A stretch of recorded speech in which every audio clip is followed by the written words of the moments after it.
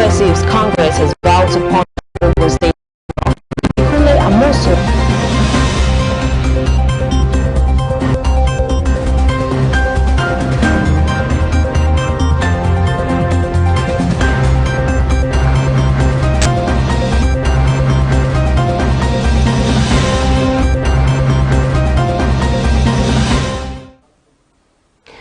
Hello, welcome to Celebration Television News Desk. My name is Kweta Belize and thanks for joining us. Now the news making the headlines. On the local scene, youth set to explore creativity as OFM hosts drama carnival. Suspend deposit charges, consult stakeholders, reps tell CBN. On international news, climate strikes begin in Australia and the Pacific. On business news, FAAC allocates 720.8 billion naira to federal government, states and local governments. And on sports, Europa League, Greenwood saves Manchester United from Astana shock. The details of that news after the break.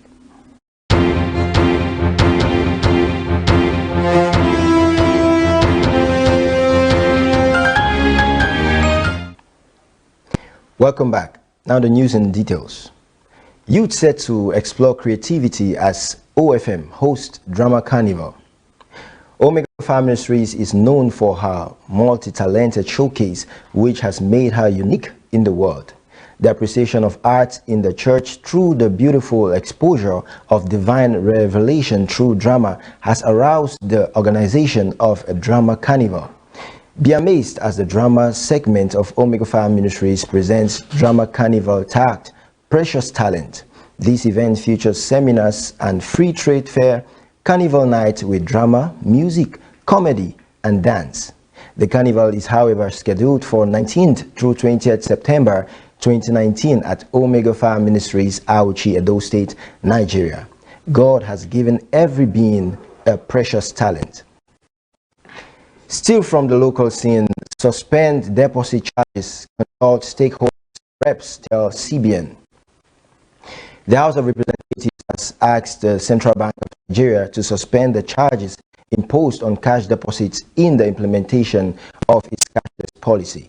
The suspension, according to the Federal Parliament, should remain until consultation with all relevant stakeholders are made. The call for the suspension was contained in a motion unanimously adopted during Thursday's plenary, which was moved by the chairman of the House Committee on Media and Public Affairs, Mr. Benjamin Kalu. The motion was entitled Need to Suspend the Implementation of the Cashless Policy on Deposits by the Central Bank of Nigeria. Adopting the motion, the lawmakers resolved to urge the CBN to suspend the implementation of the cashless policy on deposits, which has taken effect from Wednesday, 18 September 2019, until appropriate and extensive consultation. They also resolved to mandate the House Committee on Banking and Currency to interface with the CBN as to assess the relevance of the CBN's move. Earlier, Kalu said the House is aggrieved that while the impact of the cashless policy on withdrawals is still staring us all in our faces, as well as others numerous burdensome changes by Nigeria Money Deposit Bank heavily impacting on businesses, the CBN deemed it necessary to impose the implementation of cashless policy on deposits without due consultation with all shades of stakeholders who will be impacted by the policy. Still from the local scene, xenophobic attack, Nigerians boycott trips to South Africa. There are strong indications that many Nigerians have been shunning trips to South Africa in the last 2 weeks. It was gathered on Thursday that since the latest xenophobic attacks on Nigeria by South Africans, many have been boycotting trips to the former apartheid enclave. Also on Thursday, the House of Representatives described the Minister of Foreign Affairs, Mr. Geoffrey Onyema's denial of its invitation as an insult. The House states that just as the federal government disclosed that Nigeria and South Africa will set up a bilateral commission aimed at ending xenophobia. In spite of the peace initiative, a number travel agents told one of our correspondents that Nigerians were not buying tickets to South Africa except for special reasons. Still from the local scene, Oyoita security beefed up around the head of civil service of the Federation's office. Security was on Thursday beefed up around the office of the head of the civil service of the Federation barely 12 hours after President Muhammadu Buhari directed the former head of civil service of the Federation proceed to an undefined leave. Buhari has on Wednesday asked the Permanent Secretary Ministry of Petroleum Resources, Mrs. Fayosade Yemiyesan, to take over in acting capacity while Oyoita proceeded on the indefinite leave to allow conclusion of the investigation being carried out by the Economic and Financial Crimes Commission. Our observed that it was beefed up around the office on Thursday by a combined team of policemen, officials of the Nigerian Security and Civil Defense and those of the Nigerian Legion. The office is located inside the Federal Secretariat Complex Phase 2 of Shehu Shagari Way in the 3-arm zone of the Federal Capital Territory. All members of staff were made to hang their identity cards for easy identification before they were allowed to gain access in the premises. Unlike before, now that the members of staff and visitors always make use of the same gate to access the compound, visitors were on Thursday directed to use Gate 5, while members of staff made use of the other gate. After proper identification and disclosure of purposes of visit, visitors were allowed in and directed to a glass cubicle where they will write the names, telephone numbers, office to be visited, as well as time of arrival before being allowed into the building. At the point of leaving the premises, visitors were also asked to sign out. Coming up next is news from the foreign scene. Don't go anywhere, we'll be right back.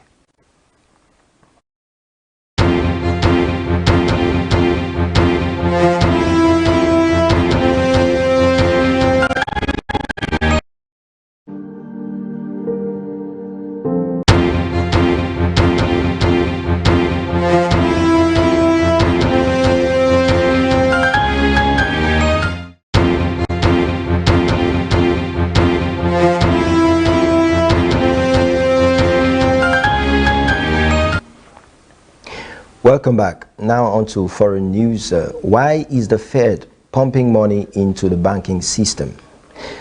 The U.S. Central Bank has pumped more than $200 billion into the financial system this week, the first time there's been such an intervention since 2008. The Federal Reserve's aim was to stabilize what is usually a calm part of the market. Interest rates in the so-called repo market has shot up to 10% in some cases, although the cost of borrowing in that market more typically hovers around the benchmark rate set by the Fed around 2%. Still from the foreign scene, climate strike begins in Australia and the Pacific. The Friday for climate protests has always been biggest in Australia, Europe, and the US, but events will be taking place across Asia today as well. Demonstrations are already taking place in Bangkok, and later in the day protests are planned in Japan, Indonesia, the Philippines, and Myanmar. Many of these events will be as much smaller scale than what we're seeing in Australia right now through a few other countries like Singapore or South Korea have protest plans on the weekend. In Hong Kong, students have cancelled their participation because of the ongoing pro-democracy demonstrations, but three climate activist groups are still staging a small protest on Friday. On business news, federal government approaches World Bank for another $2.5 billion loan. The details of that news after the break.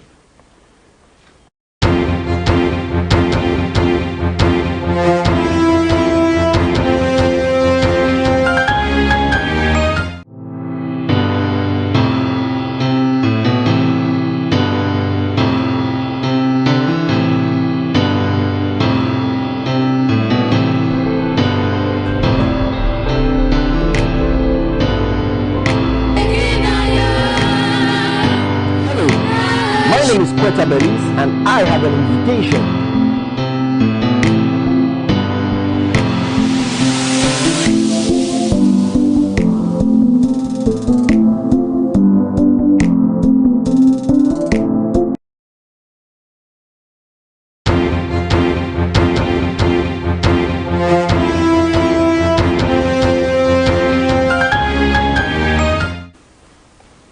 Welcome back. Now on to business news. Federal government approaches World Bank for another $2.5 billion loan.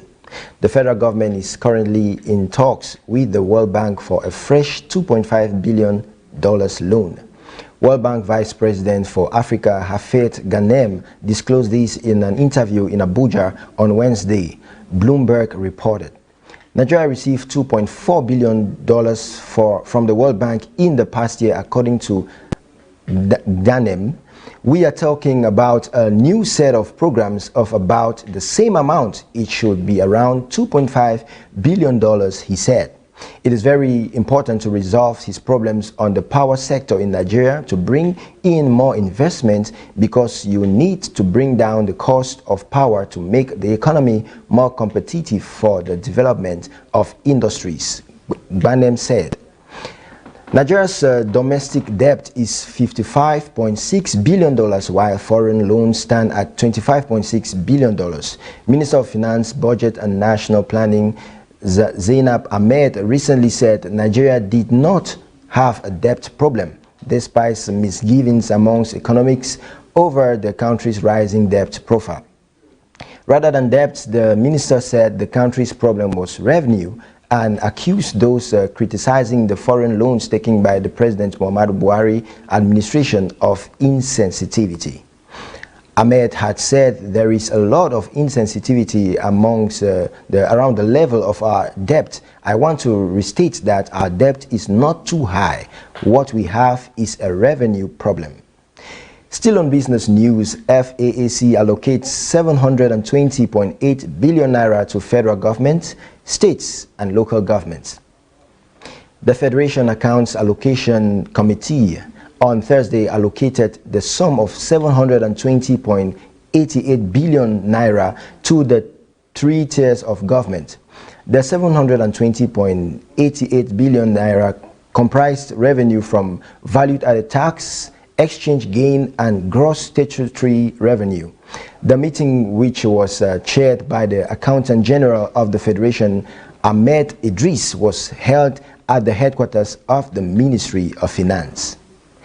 A communique issued at the end of the meeting showed that gross statutory revenue for the month of August was 631.79 billion naira.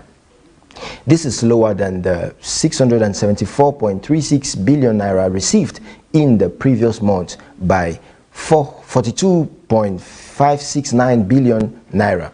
The communique said that revenue from VAT was 88.08 billion naira and against 94.15 billion naira in the previous month, resulting in a decrease of 6.07 billion naira.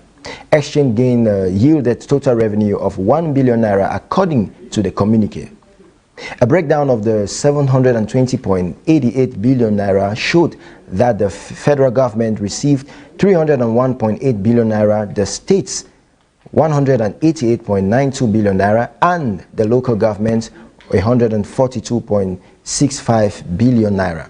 The communique said the oil-producing states received 43.51 billion naira based on the 13% derivation principle, with the revenue-generating agencies received 43.98 billion naira as cost of revenue collection. In addition, the sum of 20 billion naira was shared for forex equalization funds. The balance in the excess crude account was put at $328.12 million as of Thursday. Now on sports news, Brazil names squad for Eagles friendly today. The details of that news after the break.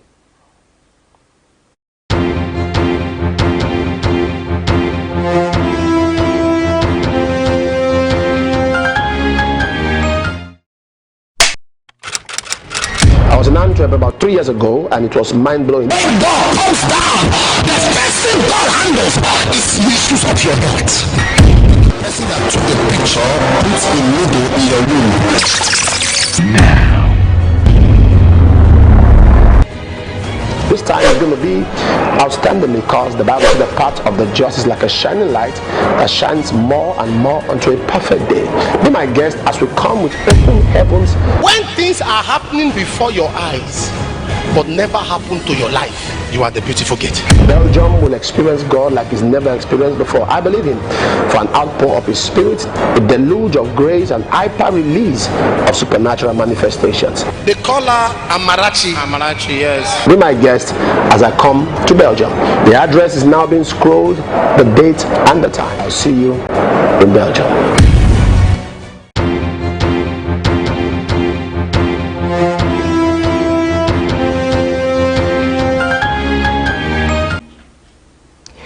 Welcome back on Sports News. Brazil names squad for Eagles friendly today.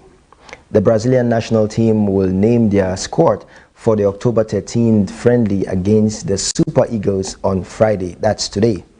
Brazil had announced on Tuesday that they had reached an agreement for a friendly match against the Eagles and the Senegalese national team. The Brazil Federation announced on its website that the squad for the match against Nigeria and Senegal will be disclosed today. Coach Tite will release the squad for the friendly against Senegal and Nigeria scheduled for October 10th and 13th respectively. Both games will be played at the Singapore National Stadium. The statements on the website read: the Federation will also release the squad for the Under-17 and Olympic team. Expected to be in the team to face Nigeria and Senegal are PSG star Neymar, Liverpool striker Roberto Firmino, and Real Madrid's duo Vinicius Junior and Casemiro. Other expected to make the team are Manchester City's Gabriel Jesus, Everton's Richarlison, and Chelsea's William. Brazil's last game was a friendly against Peru in Los Angeles, USA, which they lost 1-0. Still on sports news, Arsenal beat Eintracht in Europa League opener. Arsenal's youngster Joe Willock and Bukayo Saka claimed goals as the rotated Gunners side romped to a 3-0 win at 10-man Eintracht Frankfurt on Thursday in the Europa League. Willock, 20 years of age, one of 7 changes by Arsenal manager Unai Emery to the team, which started on Sunday's 2-2 draw at Watford, gave the Gunners a first-half lead after a deflection of the Frankfurt player. The 18-year-old Saka and Pierre-Emerick Aubameyang grabbed later goals as Frankfurt were reduced to 10 men for the final 11 minutes when midfielder Dominique Kor was shown a second yellow card and sent off for fouling Saka. Last season's Europa League finalist Arsenal rebounded for throwing away a 2-goal lead at Watford with playmaker Mesut Ozil left out for the trip to Germany. Club record signing Nicolas Pepe and midfielder Dani Ceballos made second-half appearance off the bench. Aubameyang started up front, flanked by teenager winger Emile Smith-Rowe, 19 years of age, and Saka. It took the Gunners time to find their feet at the first 15 minutes were strewn with errors from both teams. Now more on sports, and finally on the news desk, Europa League, Greenwood saves Manchester United from Astana shock. Teenager Mason Greenwood rescued a much-gained Manchester United from an embarrassing start to their Europa League campaign with the only goal to beat cash champion Astana a 0-0 at Old Trafford on Thursday. At just 17, Greenwood became the youngest goal scorer for United in European competition with a composed finish under Nedak Eric 17 minutes from time. We already know that in the around the box, he is one of the best finishers we have got, said United manager Ole Gunnar Solskjaer on Greenwood's composure. Victory justified Solskjaer's decision to make 9 changes from Saturday's Premier League win over Leicester, with a host of youngsters given their change to impress. Now that's a wrap of for our news stories for the day, but before the recap, let's take a look at the match fixtures for the weekend.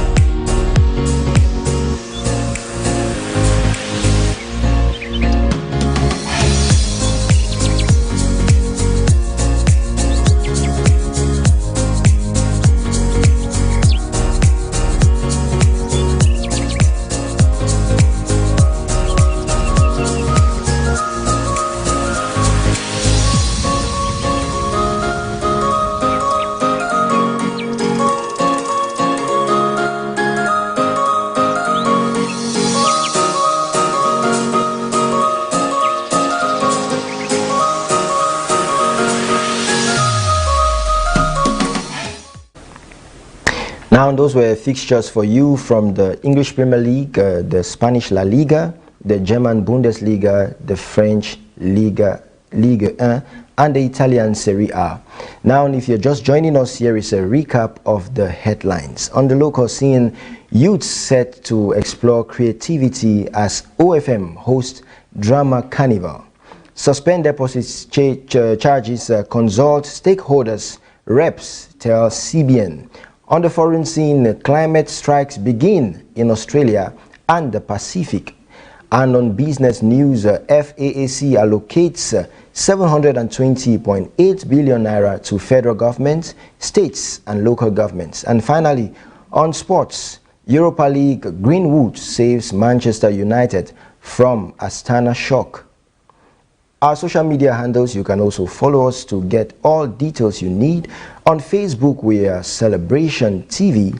On Instagram, we are My Celebration TV. On Twitter, we are at My Celebration TV. And on YouTube, we are www.youtube.com/Celebration TV. My name is Kweta Belis, and I wish you a happy weekend. Thank you very much.